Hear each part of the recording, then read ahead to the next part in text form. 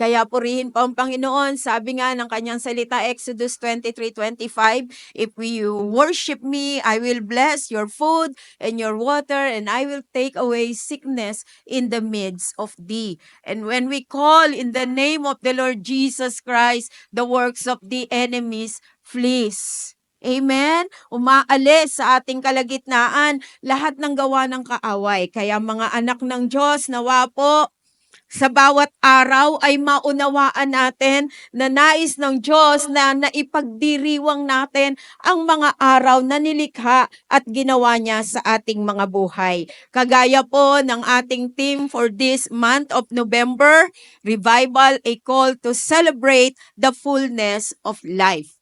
The fullness of life. Sabihin nga po natin, fullness of life. Para ma-experience natin the fullness of life, number 1, we must know the Lord Jesus Christ. And we must know His works and His blessings for us.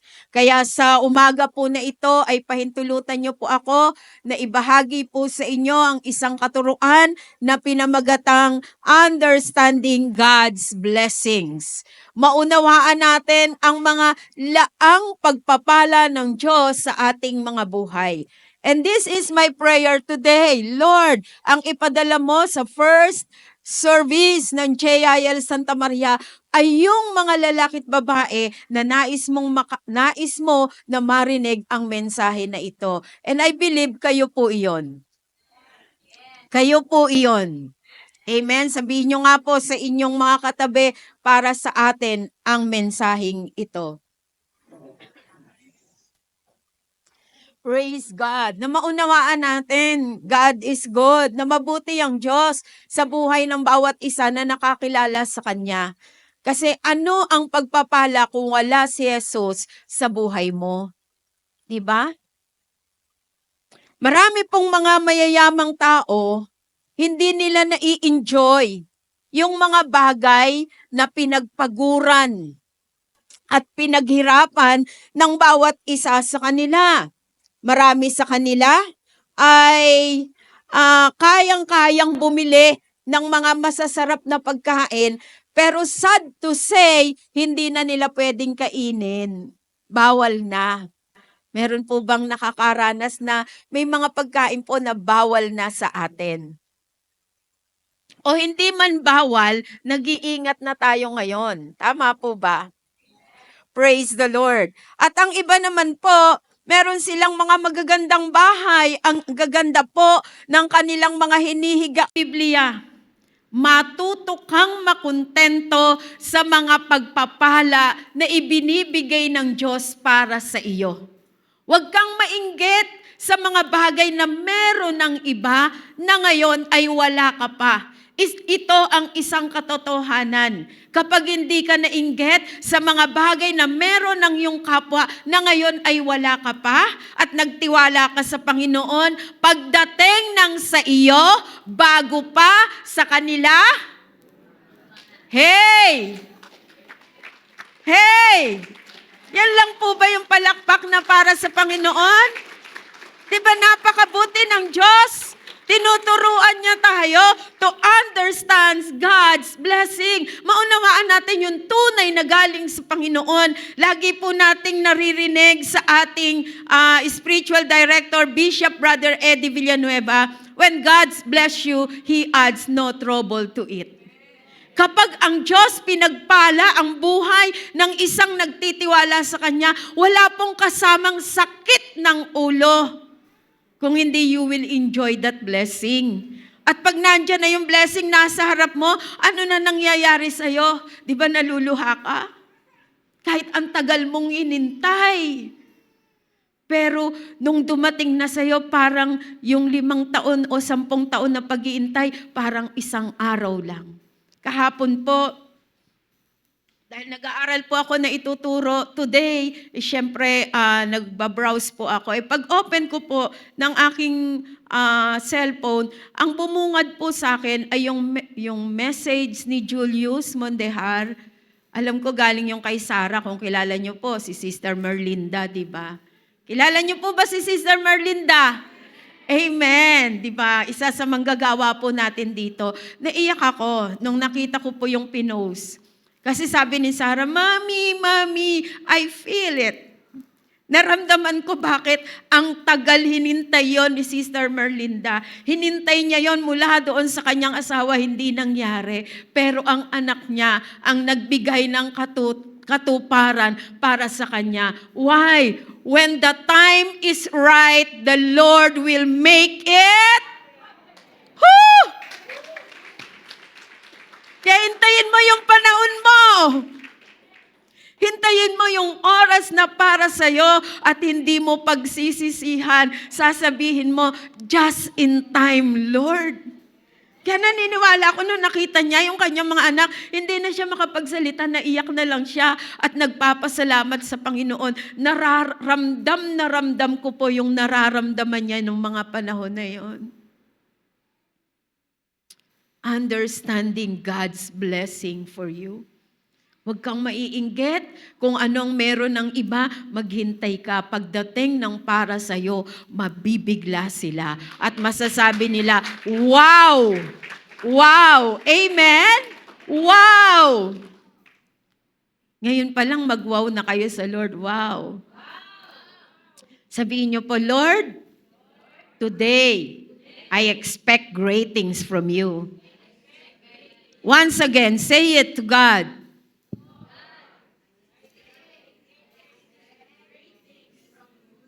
Narinig kayo ng Diyos. Gagawin niya yon. Nakahanda siya. Kayang-kaya niya. Walang mahirap na bagay sa Panginoon. Walang imposible sa Diyos. Praise God. Kaya ano pong sabi ng 3 John verse 2? 3 John 2 sa The Passion Translation, ang sabi po ay, Beloved friend, I pray that you are prospering in every way and that you continually enjoy good health just as your soul is prospering. Ang Diyos ang magpala sa kanyang salita. Sinasabi ito kay Gaius na ang sabing ganon, kaibigan, ano pa po ba mga tawagan ngayon? Friendship, di ba? Dabarkads, sinasabi ko sa'yo, gusto ko na sumagana ka sa lahat ng bagay. Na manatili ang mabuti, magandang kalusugan sa'yo. Diba? Continually enjoy good health just as your soul is prospering. Holistic ang nais ng Diyos na gawing pagpapala sa buhay po ng bawat isa sa atin. Kaya John is praying that Gaius' physical health would match his spiritual health. Na lahat mapagpala. Physical, spiritual, material. Nakahanda na po ba kayo para rito? Ito yung gustong gawin ng Diyos sa buhay ng bawat isa sa atin. Kung si Juan ay nanalangin siya para sa kanyang kaibigan na si Gayo na magkaroon ng mabuting kalusugan, mabuting espiritu, mabuting pananalapi, how much more ang Diyos na lumikha sa buhay ng bawat isa sa atin. He wants to bless you. Surmountable. Pag sinabi po bang surmountable, ano ibig sabihin nun? Surmountable blessing. Nag-uumalpas. Nakita niyo po yung nangyari sa Bicol, walang ulan, pero yung tubig. Di ba, pumupunta siya doon sa kabila sa highway, pinupuntahan niya yung mga bahay. Ganon yung lakas. Alam niyo po ba, nais ng Diyos na pagpalaing kayo ng ganon kalakas. Hindi bagyo, kung hindi pagpapala. Surmountable blessing. Good health. Good health. Prosperity. Kaya kapag kilala natin kung sino ang Diyos na nagpapala po sa ating mga buhay, alam niyo po, araw-araw ay Pasko. Araw-araw ay Pasko. Nung message po ang ating mahal na pastora, ay nasa gitna po ako ng nilalagnat na sitwasyon. Pero I say amen, I say yes, pastora.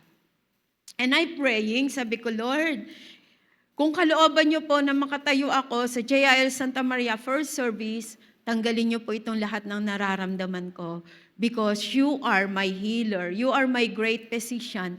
Ipaalam mo sa akin ano yung mga kailangan kong gawin. Ano yung mga kailangan kong i-take.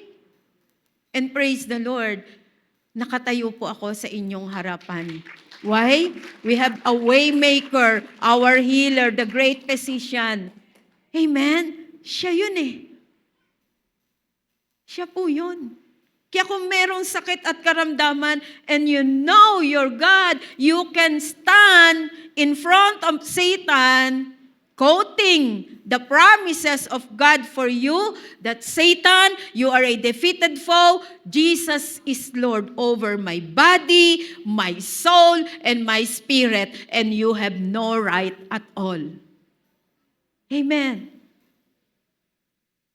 Dapat alam natin kung saan tayo tumatayo, kung anong tinatayuan natin, at kung sino ito. No other than that the name of the Lord Jesus. The name that stands all names. Sobrang pinagpala po tayo nung makilala natin ang ating Panginoong Hesukristo. People of God, I want you to know that you have everything you need. You have everything you need. Hindi ka niya iniiwan, hindi ka niya pababayaan. Kaya kapag may mabigat tayong sitwasyon at kilala mo ang Diyos na nagpapala na ito, pwedeng-pwede mong sabihin sa Kanya, alam ko, hindi mo ko pababayaan. Why? Pinangako niya yon sa Kanyang salita eh. Sinabi niya yon eh.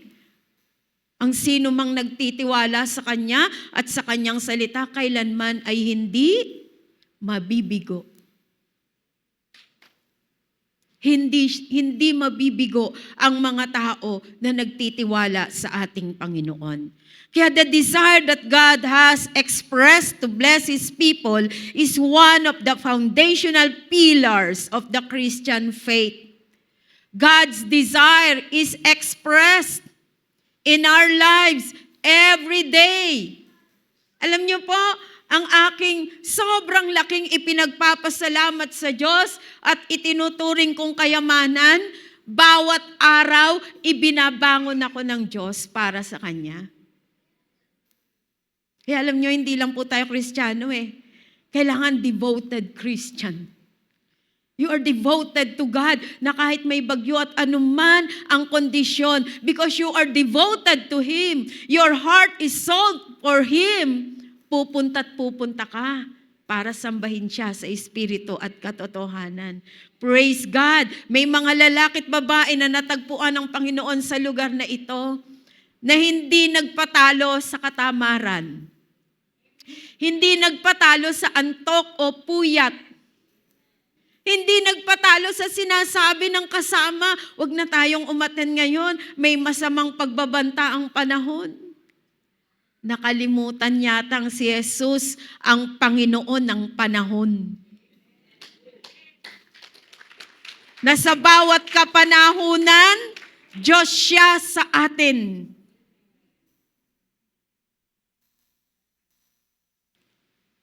Because God is a God of blessing.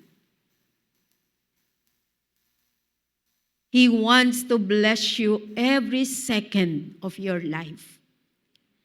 Kaya makita ho natin yung blessing na yon. Kung humihinga ka pa ngayon, blessing.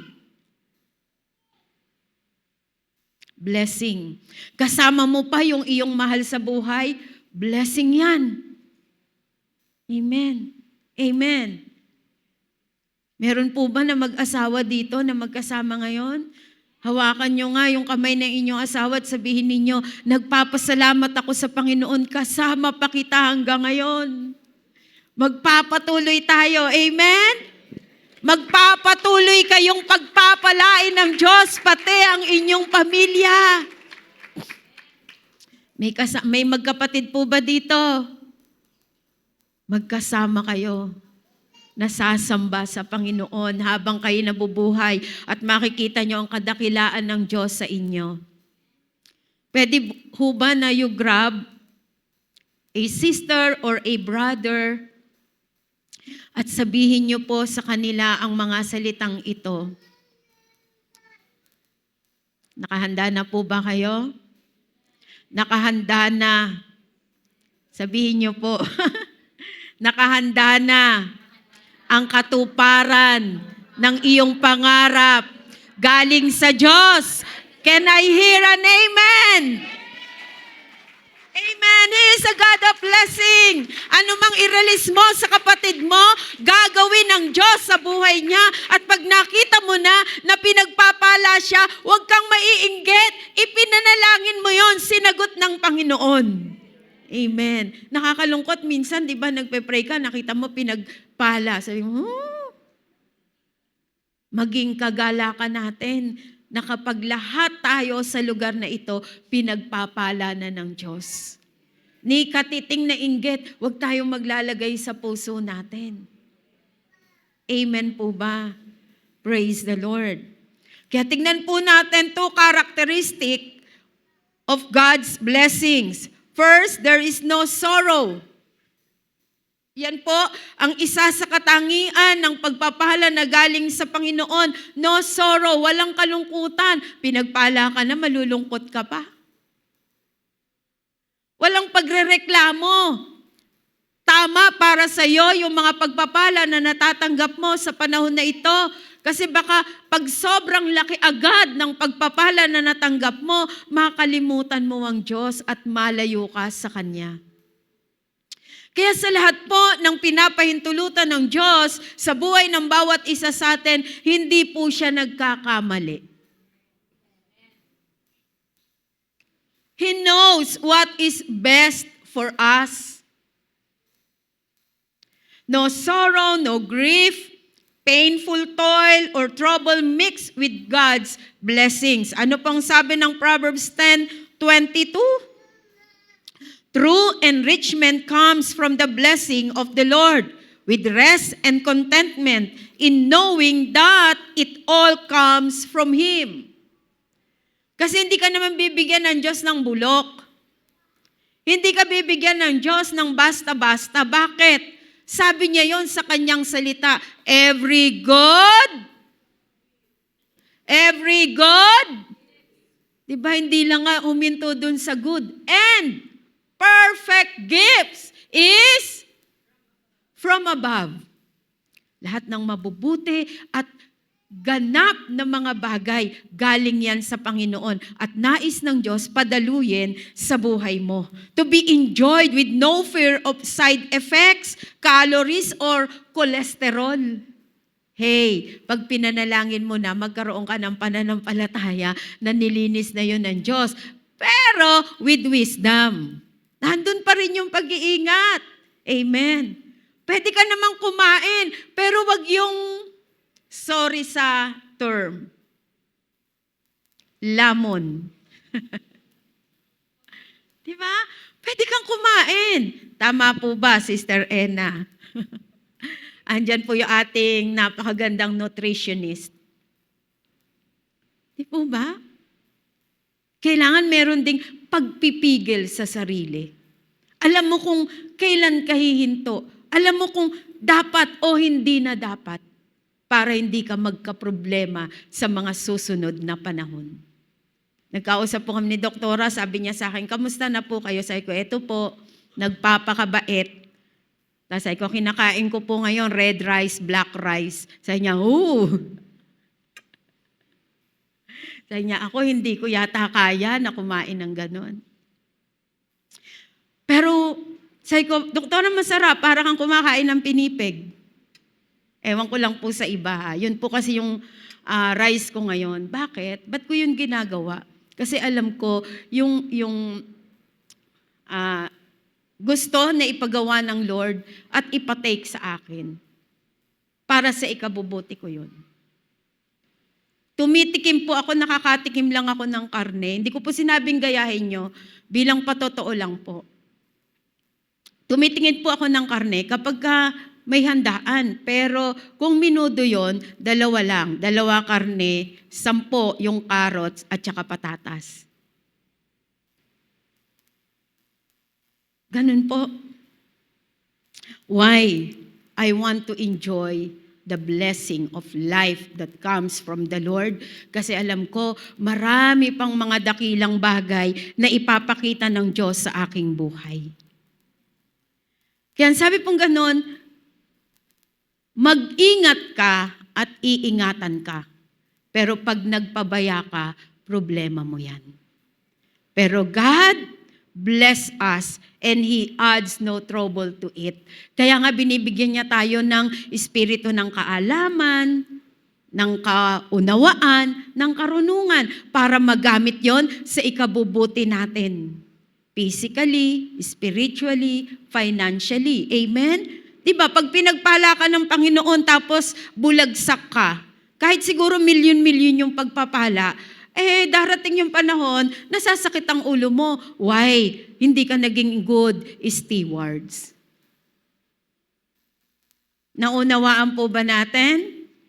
Kaya ang blessing ng Lord to be enjoyed with no fear of side effects, calories, or cholesterol. The words good things may be illegal, immoral, or fattening, but God's blessing is unlike it. There are no absolute strings attached to the blessing. Maaring ganon ang nakikita at panuntunan at nilalakaran ng mundo, pero hindi ang mga anak ni Kristo, ang mga anak ng Diyos.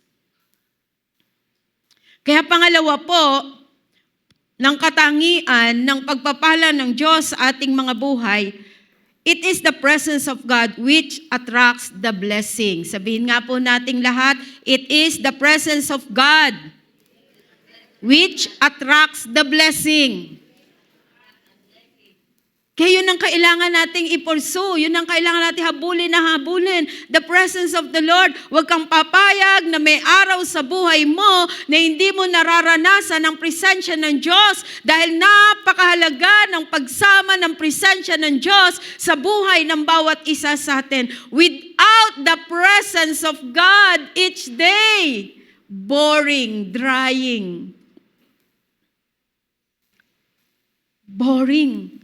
Kapag hindi po nararanasan ang presensya ng ating Panginoon. Ano pong sabi ng Psalm 23? So why would I fear the future? Only goodness and tender love pursue me all the days of my life. Then afterward, when my life is true, I'll return to your glorious presence to be forever with you. Sabi po sa NIV, surely goodness and mercy shall follow you all the days of your life. Ito po yung lakaran natin, tandaan natin, pangako ng Diyos sa atin, surely, sigurado, totoo, na ang susunod-sunod sa iyo ay ang kabutihan ng Diyos habang ikaw ay nabubuhay. Sabihin nga po natin, with all faith in our heart, surely goodness and mercy shall follow me all the days of my life. Amen?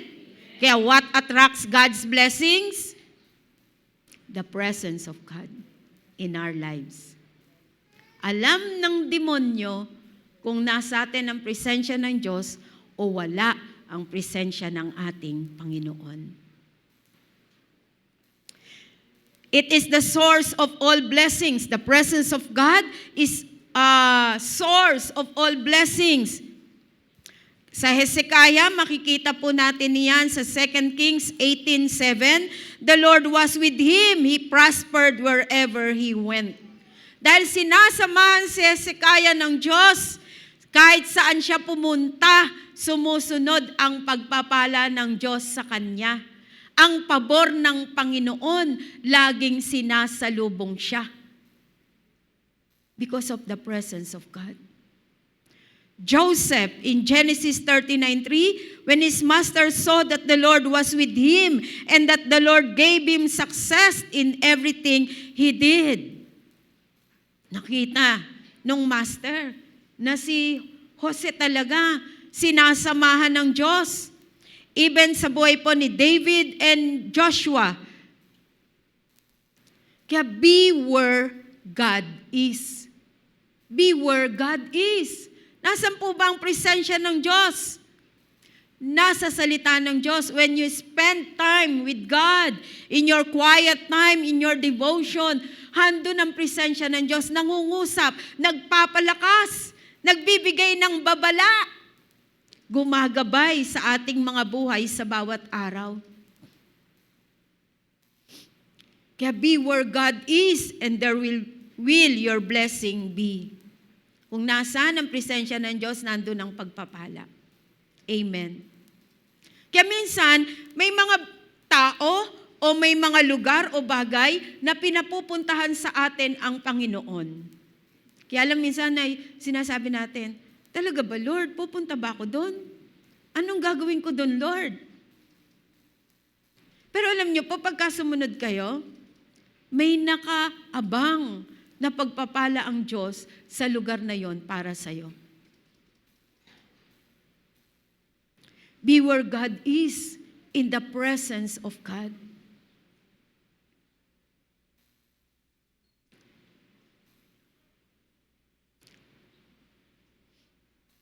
Nasa presensya po ba kayo ng Panginoon sa oras na ito?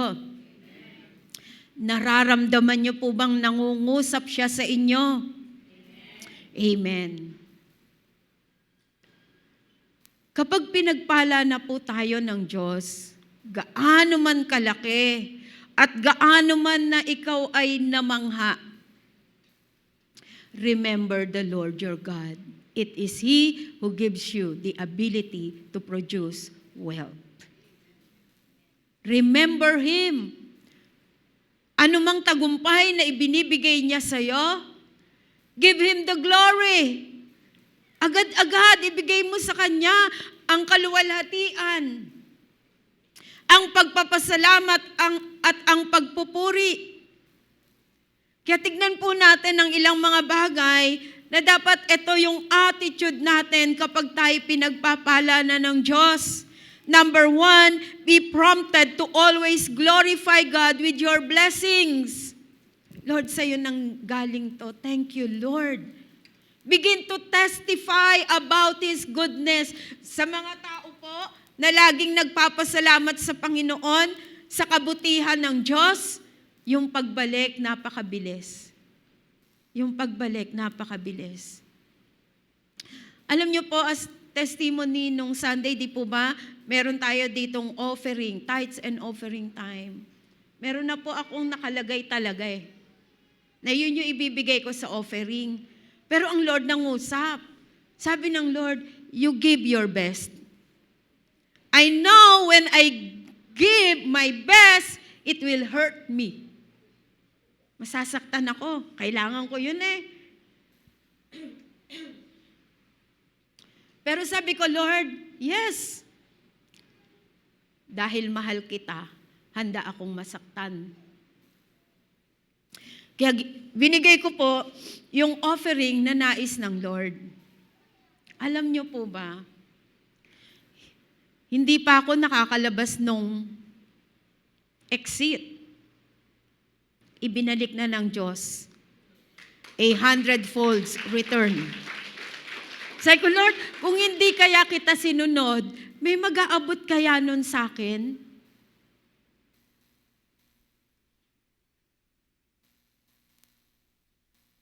May mag-aabot kaya, Lord? Nagulat po talaga ako. Kasi hindi ko naman po inaasahan na yung tao na yun, bibigyan ako. Grabe. Sabi ko, thank you, Lord. Thank you, Lord. Kaya pinatotoo ko po yun sa ating KKB worship service sa Santo Tomas. Be prompted to always glorify God with your blessings. Lagi yun mag-udyok sa atin. Kapag may pagpapala, parangalan agad natin ang Diyos. Pag may dumating na pagpapala, ano po ang sabi ng Proverbs 3:9? Honor the Lord with your wealth and the first part of your harvest. Then your barns will be full of grain and your barrels will be overflowing with wine. Parangalan mo ang Diyos ng anumang tinatangkilik mo. At ang sabi niya, pag-uumapawin niya lahat ng iyong lalagyan. Amen. Pag-uumapawin niya ang ating mga lalagyan. Why?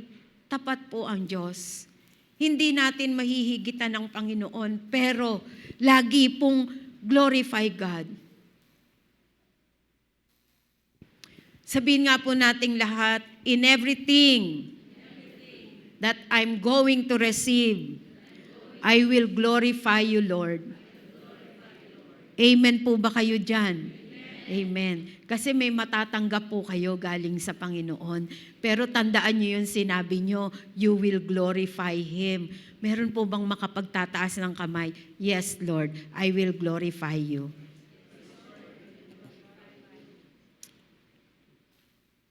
Expect. May tatanggapin ka galing sa Panginoon. Because you act in faith. Wala pa, pero nagtaas ka na ng kamay. Sinabi mo, I will glorify you. Itetest ka ng Diyos. Sinabi mo, you will glorify me. Kaya paglabas nyo pa lang dito, yung pagpapala ng Panginoon, matatanggap nyo na po. Can I hear an amen? Praise God. Psalm 35:27. Sige po, give God the glory. Let those who favor my righteous cause and have pleasure in my uprightness shout for joy and be glad and say continually, let the Lord be magnified, who takes pleasure in the prosperity of His servant. Paano bang ima-magnify ang Lord? Nakakita na po ba kayo ng magnifying glass? Amen. Ano ang pinaggagamitan ng magnifying glass? Yung mga bagay na maliliit. Alam niyo po ba, ang dami ng pagpapala, ang laki sa inyo, pero sa Diyos, ang liit pa rin. Para mapunta sa inyo yung sobrang napakalaki na gusto ng Diyos, magnify Him. Magnify His name. Baka ang laki na ng pagpapala sa harap mo, ang liit pa rin ang pagpupuri mo sa Diyos. Diba? Palakihin po natin, how can we magnify God in our lives? Pag-pray mo naman ngayon, Lord, bless me with holiness. Bless me with righteousness. Bless me with your truth. Bless me with your word. Tignan nyo po, lalaki ang Diyos sa buhay nyo. At pag sobrang laki na ng presensya ng Diyos sa inyong buhay, iniisip mo pa lang, idinideliver na ng mga anghel patungo sa harapan mo. Why? You magnify God. You magnify God. Amen?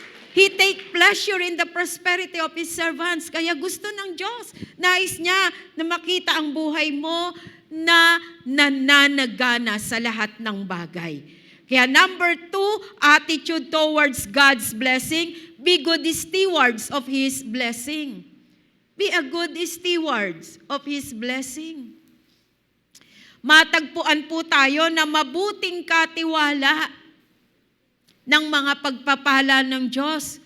Be wise with your resources. Saan higit na pupunta ang ating mga natatanggap na pagpapala? Naalala pa po ba natin ang Diyos? Naaalala pa po ba natin ang gawain ng Panginoon? Naaalala pa po ba natin yung mga naglilingkod sa Diyos? O ganito din yung isip natin, marami naman nagpapala dyan, sila na lang. Mas masarap na bahagi ka sa pagpapala sa Diyos, sa gawain ng Panginoon, sa naglilingkod sa Diyos, especially to your family. Especially to your family. Bless your parents. Bless your siblings. Bless even your relatives. At kapag ikaw ay natagpuan ng Diyos na karapat-dapat sa mga pagpapalang ipinagkakaloob niya sa iyo, lalakihan niya ang mga paglalagyan mo. Amen. Are you ready for it? 1 Corinthians 4:2, moreover, it is essentially required of stewards that a man should be found faithful, proving himself worthy of trust. Pakita natin sa Panginoon na mapagkakatiwalaan ang bawat isa sa atin. Ma-scan ng Diyos yung buhay na yon, na may katapatan, na may integridad, may nakatingin o wala, ibibigay mo ang laang para sa Panginoon. Gagawin mo kung ano ang nararapat. Worthy of trust, na pagkakatiwalaan ng ating Panginoon. Kaya as managers, we are all managers and stewards of God's resources. Make all you can. Make blessings all you can. Save all you can. Meron po ba tayong savings? O sabi mo, sapat ng ligtas ako. Sapat ng save ako. Gusto rin ng Lord na makita na pinagpapala ang buhay mo. Na dati kang mangungutang, ngayon nagpapautang. Mga dating mangungutang. Sino po dito dating mangungutang? Taas ang kamay. Nahihiya yung iba. Sige, dating mga mangungutang, taas ang kamay. Dati. Sabi nila, hindi lang dati, hanggang ngayon. Joke. Okay, dating mangungutang. Taas nyo lang po yung kamay mo. Ayan. Sinasabi ko po sa inyo, sa pangalan ng Panginoong Yesus, kayo na ang magpapautang. Kayo na. Ilalagay kayo ng Diyos sa posisyon na kayo na ang magpapautang. Woo! Excited ako. Gusto ko pong mabalitaan yan, ha? Na kayo na, nasasabihin niyo sa akin, Sister Evelyn, ako na ngayon ang nagpapautang. Pag may mga taong nangutang sa'yo, hindi makabayad, umapila ka hindi sa barangay, sa korte ng Diyos. Sa korte ng Diyos, Lord, di po siya makabayad. Mangungusap sa iyo ang Diyos, hayaan mo na ako na magbabayad sa iyo. It is between you and me. Hey! Woo! Woo! Gagawin ng Diyos! Tapat siya! Amen? Totoo yun. Alam niyo po, may nanghiram sa akin, nakita ko hindi makakabayad eh. At naawa din ako. Kaya nagpe-pray ako sa Lord. Alam niyo po, sabi sa akin ng Lord, hayaan mo na. Ako na bahala sa iyo. 10,000, 5,000 sa isa, 5,000. Hindi ho dahil sa marami akong pera, mga biyayang galing po yun sa Panginoon. Dahil ang ginagawa ko lang, naglilingkod po ako sa Panginoon, wala akong trabaho. Okay? Pero dumating po yung pagkakataon na sabi ng Lord, wag mo nang singilin. Tapos sabi ganun, i-message mo sila. Minessage ko. Excuse po. Sabi ko, wag nyo nang bayaran yung utang nyo. Sabi sa akin yung isa, hindi, babayaran ko yun. Kahit anong mangyari, babayaran ko yun. Sabi nga, wag na eh. Tapos nagpipilit siya. Sabi ko, hindi, sinabi ng Lord sa akin, wag mo nang bayaran. Minessage ko din yung isa, hindi ate, basta nagkaroon ako, babayaran kita. Sabi ko, hindi, wag na. 10,000. But God is faithful. Dapat gagamitin ko yon pangbayad ng enrollment ng aking anak. Mag-aaral po siya sa JIL CF. Dahil nangusap ang Diyos, ginawa ko. Lord, mahal kita. Alam mo kung saan yan pupunta. Pero dahil sinabi mo, Lord, alam niyo po, after a week, may pinuntahan ako isang lugar. Sabi niya, alam niyo po, ang prayer ko sa Lord, pag pumunta po kayo sa lugar na ito, kasama niyo po yung anak ninyong bunso. At kasama niyo po siya ngayon. Kaya may pinabibigay po ang Lord sa inyo. Alam niyo po ba kung ano yung ibinigay? Pang-enroll ng anak ko at 1 taong tuition fee. Yan lang po ba yung palakpak na para sa Panginoon? Woo! Hindi doon natapos. May nag-chat po sa akin ganon, Pastora, papuntahin mo dito. Yung anak mo, pinagpatahi ko siya ng bagong uniform. Hindi rin natapos. Merong nagsabi sa akin, Ate, pagka nag-aaral na yung anak ko pong bunso, ngayon nakagraduate na po, ay bahala na ako sa service. Ako na ang maghahatid at susundo pa uwi ng bahay niyo.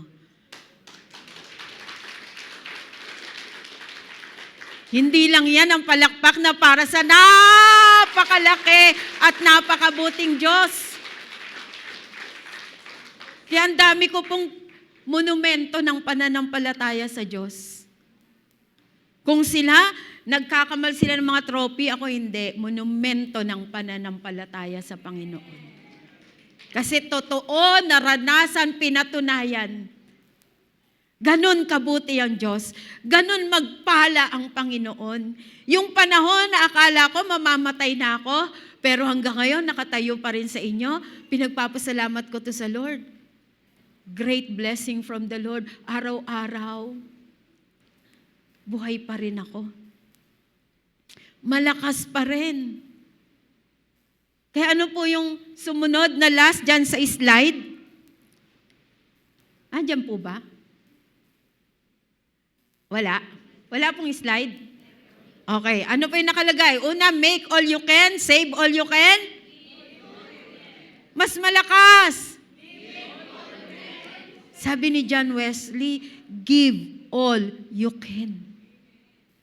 Kahit parang mawawalan ka na, ay, napakasarap magtiwala sa Diyos. Kasi yung blessing na meron ka, kaya lang ng kamay mong hawakan, pero napakalaki ng kamay ng Diyos na magpapawala ng pagpapalang ilalagay sa kamay mo. Walang lugar na kalalagyan. Walang sapat na lugar para sa pagpapahala na inilalaan ng Panginoon sa ating mga buhay. Kaya make all you can, ibig sabihin, work hard. Walang tamad ng mga anak ng Diyos. Lahat nagtatrabaho, lahat nagsisikap sa buhay. Amen? Save, invest wisely. Huwag kang pabubudol. Huwag kang pai-scam. Diba? Ang dami pa naman ito ngayon. Pero alam niyo po, when you are a tither, you are protected. You are protected. Minsan po ay nasali kami dyan sa scam na yan eh. Pero alam niyo po kung anong kabutihan ng Diyos? Yung isinali namin, hindi namin inutang. Kaya walang sakit ng ulo na aalalahanin. Isay ko, Lord, nawala po. Andito pa rin ako, anak. Kaya pa rin kitang pagpalain ng higit dyan. Totoo po yun. Pagkilala mo ang Diyos at ang pagpapala ng Diyos sa buhay mo, hindi ka naman panghihinaan talaga ng loob eh. Patuloy ka lang aasa at magtitiwala.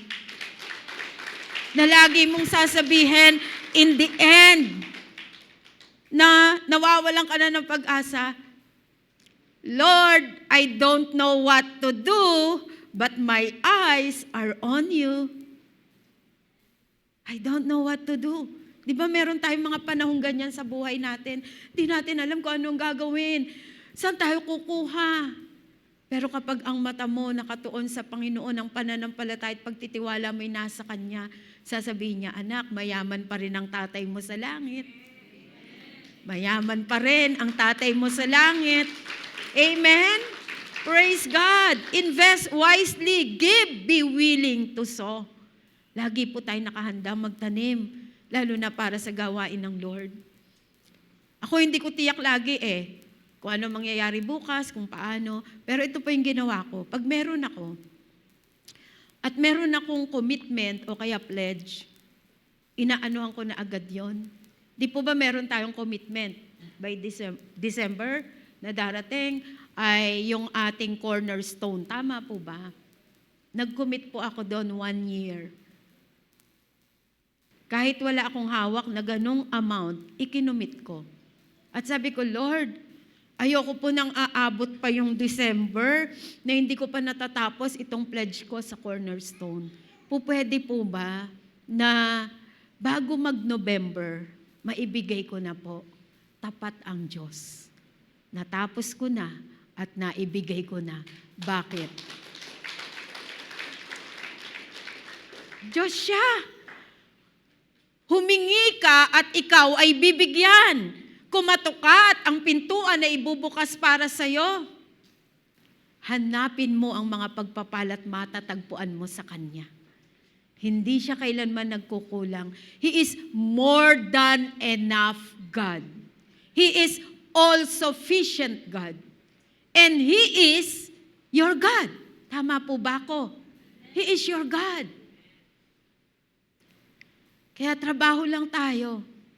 Huwag nating makalimutan ng ikapo, maging tapat, magbigay, magtanim sa mga lingkod ng Panginoon. Mag-save ka rin para sa'yo.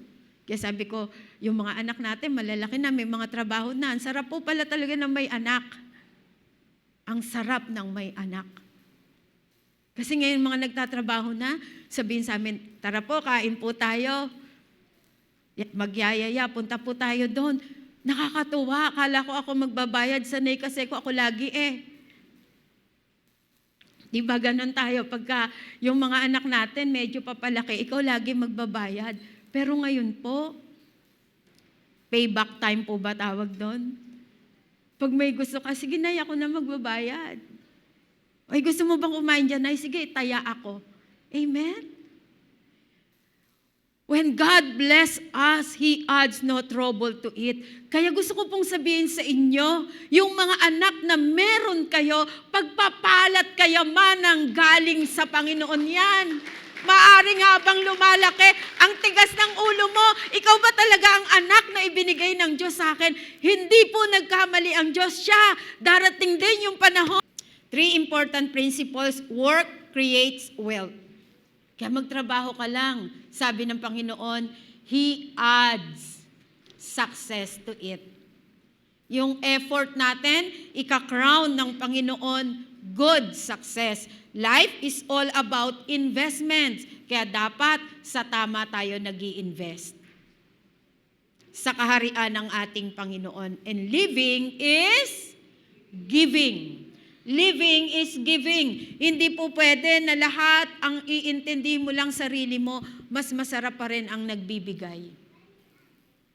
Mas mapalad ang nagbibigay kaysa sa binibigyan.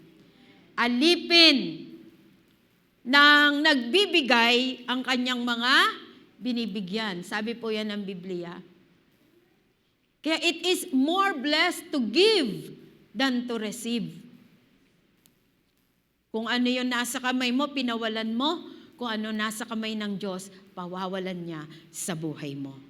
Amen. Kaya yan po yung tatlong mahalagang prinsipyo. Work creates wealth. Life is all about investments. Living is giving. Kaya kung mag-i-invest ka, huwag kang magkamali. Dapat sa kaharian ng ating Panginoon. Because man was created a dignified being to work and earn to decent living. What you are today is the dividend of what was sown yesterday. Kaya anuman ang itinanim mo nung nakaraan, tiyak na tiyak, aanihin mo sa mga susunod na mga araw. Kung ano ang itinanim, siya pong aanihin. And then, what is our attitude towards God's blessing? Be God's channel of blessing to others. Pwede po bang hawakan nyo yung kamay ng inyong mga katabi at sabihin ninyo, gusto kong maging pagpapala sa'yo sa mga darating na araw. Amen? At simulan mo yon, simulan mo at makikita mo habang nagpapala ka sa iba, ang Diyos naman ang nagpapala sa iyo. One time po, pumunta po ako ng SM, may nakita ako magkaibigan, karay-karay niya yung kanyang kaibigan. Sabi nung kaibigan, sige pumili ka ng sapatos dyan, kung ano yung gusto mong sapatos. Sagot ko. Sabi ko, Lord, parang ang sarap nung gano'n, kaibigan mo, tapos bibili ka ng sapatos. Alam niyo po ba, isang araw, may nagyaya sa akin. Sabing gano'n, sige, friend, pumili ka kung ano yung gusto mo. Charge mo sa akin. Sabi ko, totoo ba yan? Pinaalala sa akin ng Panginoon yung senaryo na nakita ko. Why? Tapat ang Diyos eh. Delight yourself in the Lord and He will give you the desires of your heart. Kanina po ay hindi ko po alam pero hindi ko alam impression ba yun ng Lord or whatever. Pero sabi ko, Lord, ano man to, nakahanda akong sumunod. Okay? Meron po ba sa ating kalagitnaan na gusto mo ng suot, babae po na suot na tsinelas pang church. Pero hindi ka bumili kasi may pinaglaanan ka nung pambili mo nun. Meron po ba? Kung meron, pakitaas po ang kamay. Babae, na gusto mo ng ng Stephen or basta pang church, na pang paa. Babae. Hindi mo binili kasi may paglalaanan ka. Especially kung size 7 ka. Meron po. Na gusto mo? Meron.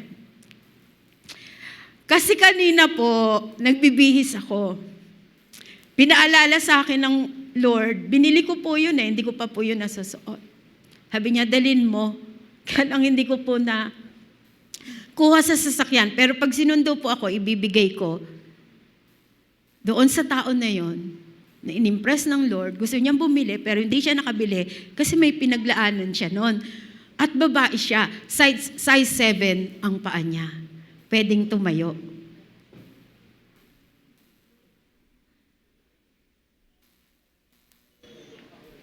Palakpakan po natin ang Lord.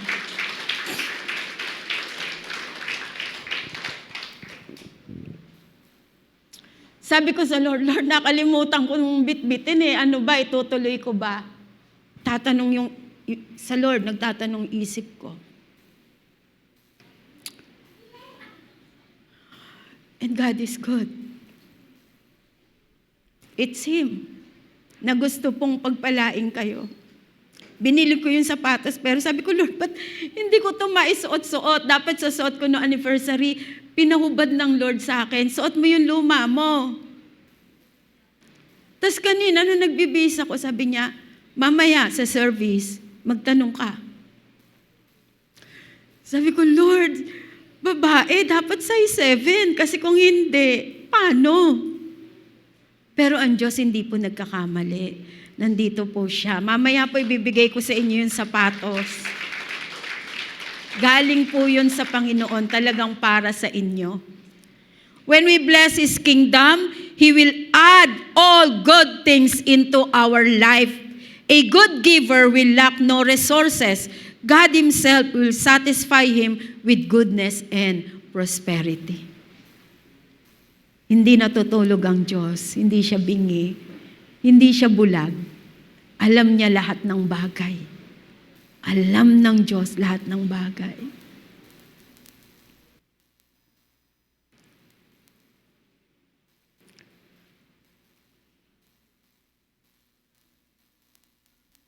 Be Him, the God for your blessings.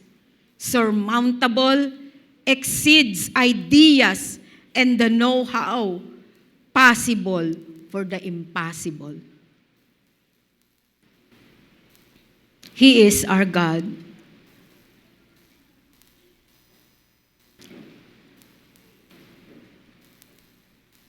Kaya yung tinatawag daw po na terrific twins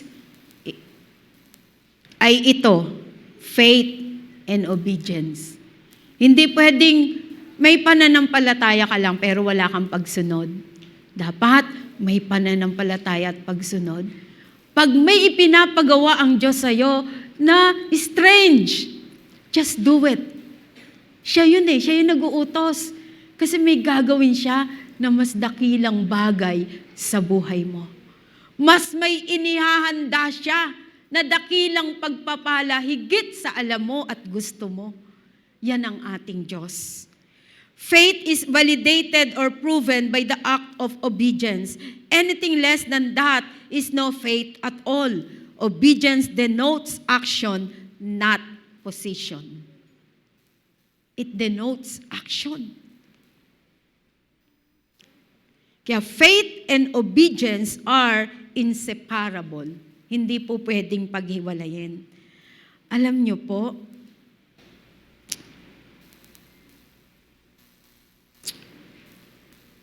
when God says so, He will do it. He will do it. Gagawin at gagawin ng Panginoon sa buhay po ninyo ang inyong mga inaasahan. Kaya meron lang po, last na po, warning, Matthew 6:33, never make a good thing for your focus. Matthew 6:33, ang sinasabi po, seek ye first the kingdom of God, and all this blessing shall be added unto you. Pero wag pong maging focus because of the blessing na ilalagay, ibibigay sa'yo. Kung hindi ang maging focus natin, siya. The kingdom of God, the righteousness of God, the holiness of God, the truth of God. Never make getting a good thing your top priority in life. Never seek God just as a means to getting the thing you want. You seek Him because you love Him. Not because of the blessing, but because of the blesser. Kaya po tayo ay naririto. Kaya in our conclusion, stop operating from a worldly mindset of never enough and start operating from a kingdom mindset of more than enough. We have a more than enough God. Amen. Praise the Lord. Kaya purihin po ang Diyos sa atin pong mga natutunan sa umaga na ito. Everything and all of the things we can't imagine, God is more than able to bless you today. Pwede po ba lahat ng nananampalataya na ito yung season ng pagpapala, buhos ng pagpapala para sa kanyang buhay? Tumayo kayo ng may pananampalataya. Lahat lang ng naniniwala. Kung hindi ka naniniwala, you remain seated. Okay lang po. Pero kung naniniwala ka, ito yung panahon ng pagbuhos ng pagpapala ng Diyos sa iyong buhay. At kaya kanyang pamanghain. At habang kayo ay nakatayo, you can pray big prayers before God. Lakihan niyo po. Lakihan niyo na kasi ang laki ng Diyos po natin eh. Ang laki ng kaya niyang gawin sa ating mga buhay.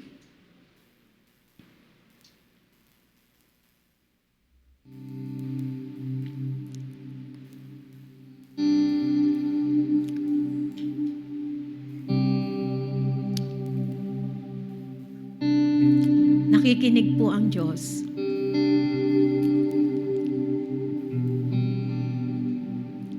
Damang-dama ng Panginoon ang panalangin galing sa puso.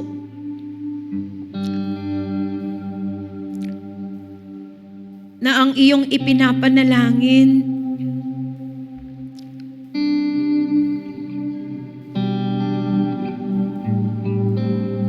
ay maglalagay ng ligaya sa puso mo. Never doubt God's mighty power to work in you and accomplish all this. Never doubt Him.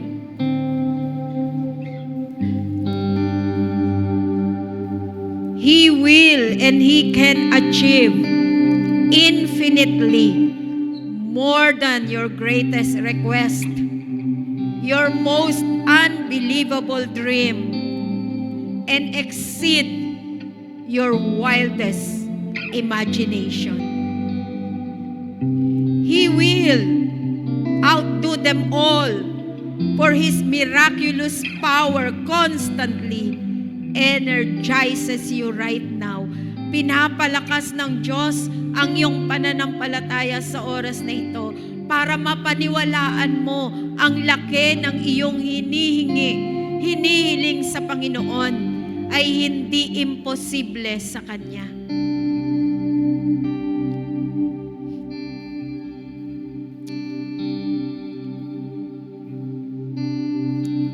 God is showing you vision that He will accomplish in your life. Hindi yan imposible. Hingin mo sa Panginoon, hindi imposible. Kung nagtatalo yung isip mo, tumayo ka ng may pananampalataya at sabihin mo, oo nga, o Diyos, walang mahirap na bagay sa'yo. Tinatanggap ko po ng may pananampalataya ang mga bagay na aking kailangan. Imposible man sa aking isipan, pero walang imposible sa iyo. Tinatanggap ko po ang kasagutan. Tinatanggap ko po ang pagpapala. Tinatanggap ko po ang himala. Akin po, Panginoon, ang mga pagpapalang iyan. At walang anumang gawa ng kaaway na makaaagaw o makahahadlang.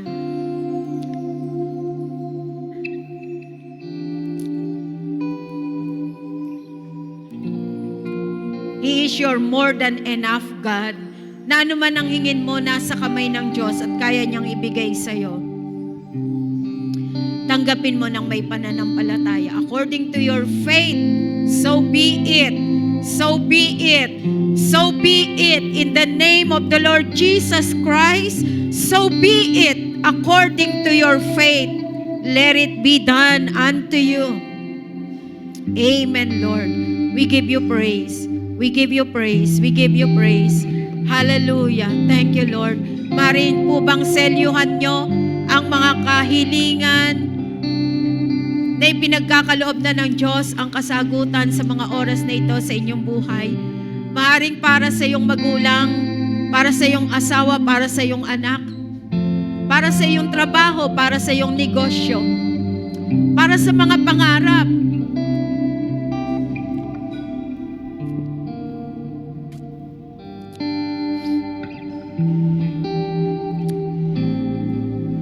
Hindi ko po alam kung sino yung magpapakasal sa susunod na mga panahon. Kung meron man, pwede bang itaas mo ang iyong kamay, yung magpapakasal sa susunod na panahon?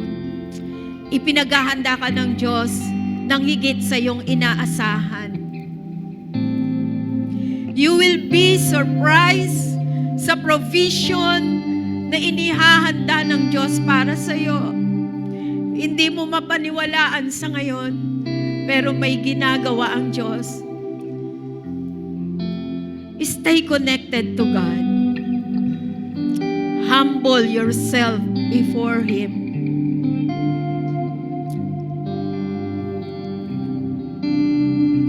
Isang pinagpalang buhay ang inihahanda ng Diyos para sa iyong pag-aasawa. He will bless your coming in and your coming out. He will bless your life forevermore. He is a good and awesome God. Begin to thank Him. Begin to thank the Lord. Begin to thank the Lord. Begin to thank the Lord. Begin to thank the Lord and receive your blessing. Lord, it is mine. Akin ang mga pagpapalang ito. Tinatanggap ko ng may pananampalataya, Panginoon. Akin ang mga pagpapalang ito. Yes. Father, we thank you and we bless you. And to you all the glory, Lord. To you all the glory that is due your name. Hayaan niyo po, Panginoon, na ang mga kapahayag at mga salita na narinig nila sa umagang ito, selyuhan po ng makapangyarihang dugo na tumigi sa krus ng Kalbaryo at sa kanilang paglabas, let the blood covering and protection of the Lord be upon them, be upon their family. Bless the works of their hands, O God, and let them enjoy the blessing that you have promised them. Let them enjoy the fullness of life that you have granted to them. Lalabas kaming lahat ng pinalaya, pinagpala, Panginoon, at merong masagana at maligayang buhay. Salamat po, aming Ama. Unto you all the glory, honor, praises, and thanksgiving. In Jesus' mighty and precious name. Amen and amen. And God best blessing be upon you all. Praise the Lord. Praise the Lord. Sino po ang pinagpala ng ating Diyos? Itaas po ang kamay. Maaari po ba natin ideklara sa ating Panginoon na tayo, sa Kanya lang po tayo asa. Amen? Sa iyo lamang aasa, sa iyo lamang magtitiwalang tunay, sa iyo lamang, sa iyo lamang, sa iyo lamang, aking Jesus. Sa iyo lamang, sa iyo lamang aasa, sa iyo lamang magtitiwalang tunay, sa iyo lamang, sa iyo lamang, sa iyo lamang, aking Jesus. Sa iyo lamang aasa, sa iyo lamang aasa, sa iyo lamang magtitiwalang tunay, sa iyo lamang, sa iyo lamang, sa iyo lamang, minsan pa sa iyo lamang aasa, sa iyo lamang aasa, sa iyo lamang magtitiwalang tunay, sa iyo lamang, sa iyo lamang, sa iyo lamang, aking Jesus. Ikaw ang tanggulan, ikaw ang kublihan, sa unos at bagyo, hindi mapigilan. Ikaw ang pag-asa, ikaw ang liwanag, sa dilim at pagsubok, ikaw ang tanggulan. Sa iyo lamang aasa, sa iyo lamang magtitiwalang tunay, sa iyo lamang, sa iyo lamang, sa iyo lamang, aking Jesus. Minsan pa sa iyo lamang, sa iyo lamang aasa, sa iyo lamang magtitiwalang tunay, sa iyo lamang, sa iyo lamang, sa iyo lamang, maaari po bang ating mga tinig sa iyo lamang aasa, sa iyo lamang? Parinig po natin sa ating Diyos.